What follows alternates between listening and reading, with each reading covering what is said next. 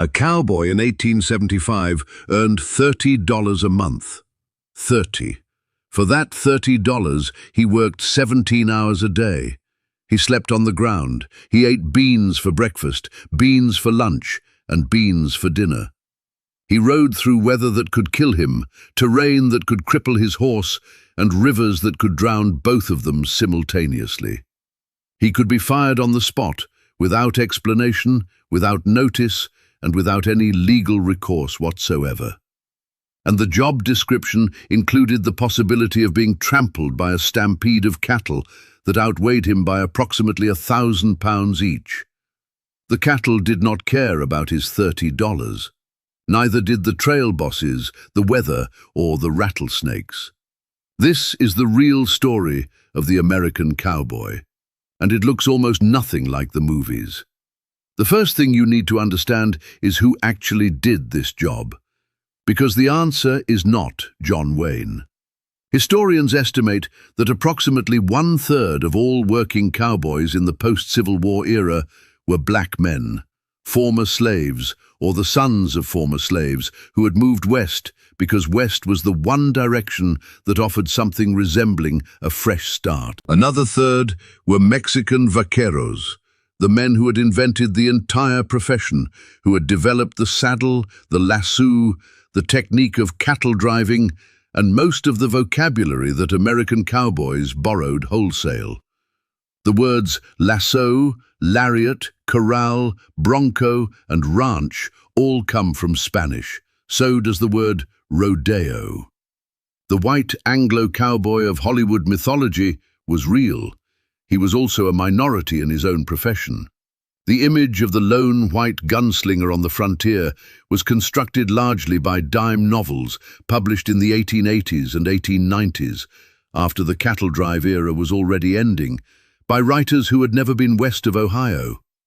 Hollywood perfected what the dime novels started. The actual cowboys were too busy with the beans to correct the record. Your day starts at 4 in the morning. Not because you chose 4 in the morning, because the cattle chose 4 in the morning.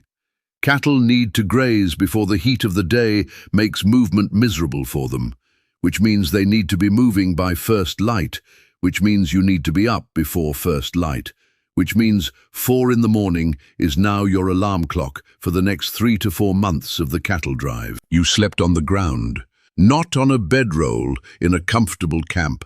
On the ground, in whatever weather Texas decided to provide, wrapped in a blanket that absorbed the smell of horse, cattle, wood smoke, and your own sweat in proportions that made it difficult to identify which smell was which. The Texas ground in summer is hard-baked clay that holds the heat of the day through the night. In spring, it is mud. Actual mud. The kind that soaks through the blanket and is still in your hair when you wake up. Breakfast is beans, coffee if the cook managed the fire correctly, biscuits if there was flour left. Beans, regardless, always beans.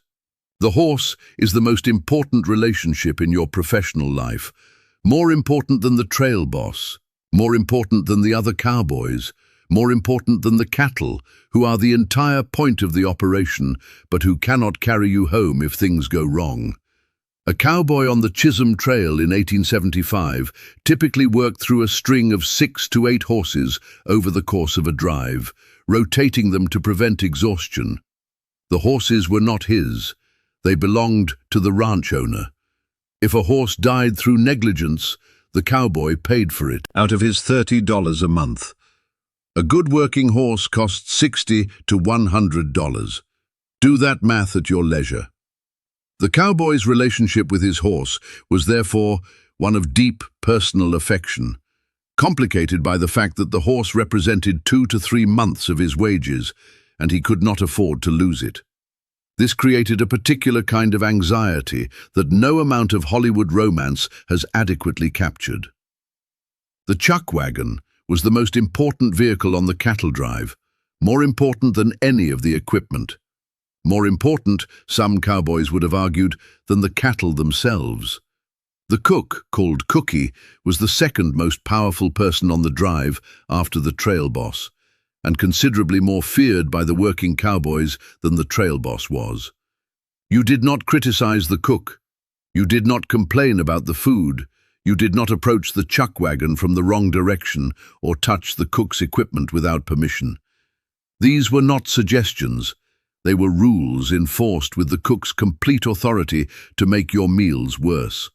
And the meals were already bad enough. The standard cattle drive diet was salt pork, dried beans, cornmeal biscuits, dried fruit when available, and coffee strong enough to dissolve the tin cup it was served in. Fresh meat was available occasionally when a steer died on the trail and needed to be butchered before it spoiled. This happened more often than the ranch owners would have preferred.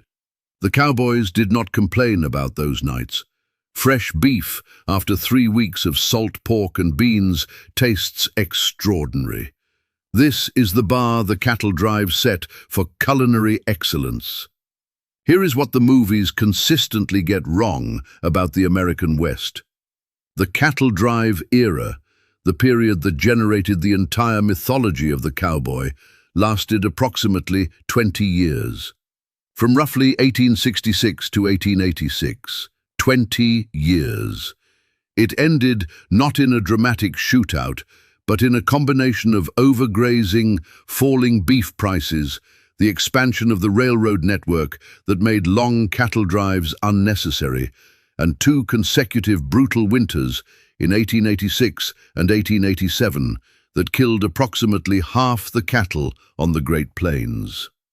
The cowboy as a professional category was mostly finished by 1890. The dime novels that created his legend started appearing in the 1880s.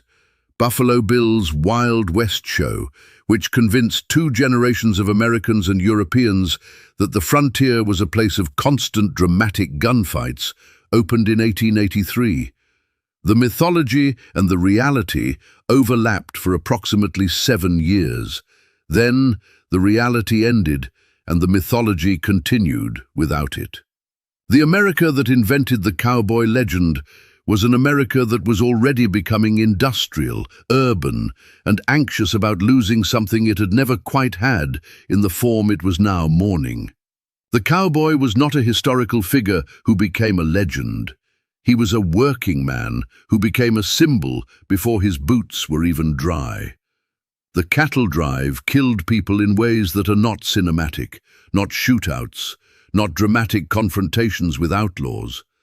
The leading cause of death among cowboys on the trail was drowning. River crossings were the most dangerous part of the drive.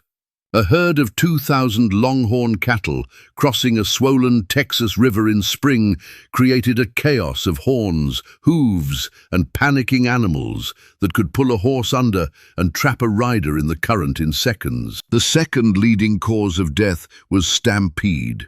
A longhorn cattle stampede could cover a mile in approximately 3 minutes. A cowboy caught on foot in front of one had a life expectancy measured in seconds. A cowboy on horseback who fell had approximately the same. Stampedes started for reasons that seem almost insulting given the consequences. A lightning strike, a coyote, a sneeze at the wrong moment. 2,000 cattle decided to run because something startled them at 2 in the morning, and your job was to ride alongside them in the dark and turn them. $30 a month. Nat Love was born into slavery in Tennessee in 1854. After emancipation, he moved west at 15 and became one of the most celebrated cowboys on the Dodge City circuit. He was black. He won a roping and shooting competition in Deadwood, South Dakota in 1876 that earned him the nickname Deadwood Dick. He published a memoir in 1907. It sold modestly. Hollywood made approximately 0 films about him. Bose Ikard was a black cowboy who worked for Charles Goodnight, one of the most famous trail bosses in Texas history. Goodnight said of Ikard that he surpassed any man he had ever known as a cowboy, and that he trusted him with everything he had. The character of Joshua Dietz in Larry McMurtry's novel Lonesome Dove, one of the most celebrated fictional portraits of the cattle drive era, was based on Ikard. Lonesome Dove was published in 1985. 110 years after the events it depicted, the historical record waited a long time for the mythology to catch up with it. In some respects, it is still waiting. Texas weather in 1875 was not a backdrop. It was an active participant in the cattle drive, and it had opinions. In summer, temperatures on the open range regularly exceeded 110 degrees Fahrenheit. There was no shade. The cattle drive did not stop because it was hot. The cattle needed water every day, which meant the drive moved toward water sources on a schedule determined by geography rather than by the comfort of the people doing the moving. In spring, thunderstorms rolled across the Texas plains with a violence that the eastern United States rarely produces. Lightning struck the open range with nothing between it and the sky except the occasional cowboy on horseback. Cowboys were struck by lightning on cattle drives with a frequency that the trail journals document matter-of-factly, the way you might note that it rained. Hailstorms produced hailstones large enough to kill cattle outright. This was not a regional legend, it was a documented occupational hazard. The cattle drive moved through it anyway. The beef market in Dodge City did not adjust its prices for weather delays. At the end of the cattle drive was Dodge City, or Abilene, or Wichita, one of the Kansas railheads where the cattle were sold, loaded onto trains, and shipped east to the slaughterhouses of Chicago. The cowboys' arrival in town after 3 or 4 months on the trail was the moment the mythology concentrated its attention on. The saloons, the gambling, the gunfights, the women. The reality was somewhat less dramatic.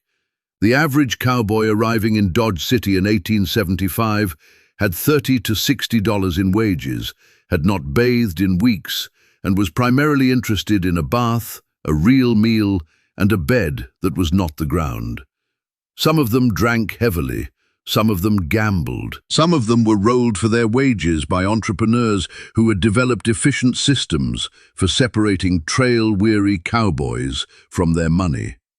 The famous gunfights of Dodge City were real but rare. The town had strict gun control ordinances. You checked your weapons at the edge of town. Wyatt Earp's primary job as a lawman was enforcing the firearms regulations. The Wild West was, in its most celebrated location, considerably more regulated than its reputation suggests. The guns were checked at the door. This detail did not make it into most of the movies. The numbers behind the cattle drive era are numbers that historians have assembled from trail journals, ranch records, and newspaper accounts of the period. Between 1866 and 1886, approximately 10 million longhorn cattle were driven north from Texas to the Kansas railheads. 10 million cattle over 20 years. The Chisholm Trail alone carried an estimated 5 million head. The cowboys who drove them earned $30 a month at the beginning of the era, and approximately the same at the end, because wages in the cattle industry were not a priority for the ranch owners, who were making considerably more than $30 a month. The typical cattle drive covered between 800 and 1,000 miles over 3 to 4 months. At 15 miles per day on a good day, less on bad days. River crossings, storms and stampedes produced bad days with reliable frequency. The cattle industry made fortunes for the ranch owners, the meatpacking companies, and the railroads. The cowboys who made it possible retired, when they retired at all, with approximately what they had started with, which was $30 a month and a blanket that smelled of everything. To survive your day as a Wild West cowboy in Texas in 1875, you would have needed to stay on your horse through a river crossing in a spring flood, avoid being downwind of a stampede trigger, eat the beans without complaint, stay on the right side of the cook, and navigate the racial landscape of a profession that was more diverse than its mythology and less equal than its diversity suggests. You would have needed to do all of this for $30 a month. in weather that was actively trying to kill you, on behalf of a ranch owner whose investment in your welfare extended to the cost of replacing you if you died, which was zero. Because cowboys were not scarce. Texas in 1875 had plenty of men who needed $30 a month, badly enough to do what needed doing to get it. The cattle drive ended by 1890. The legend started immediately after.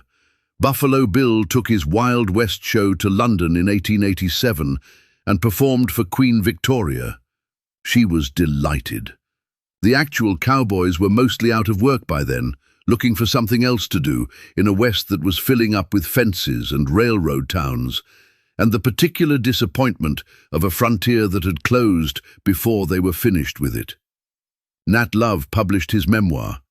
Hollywood made films about someone else. The beans were cold. They were always cold by the time you got to them. That part nobody put in the movies either.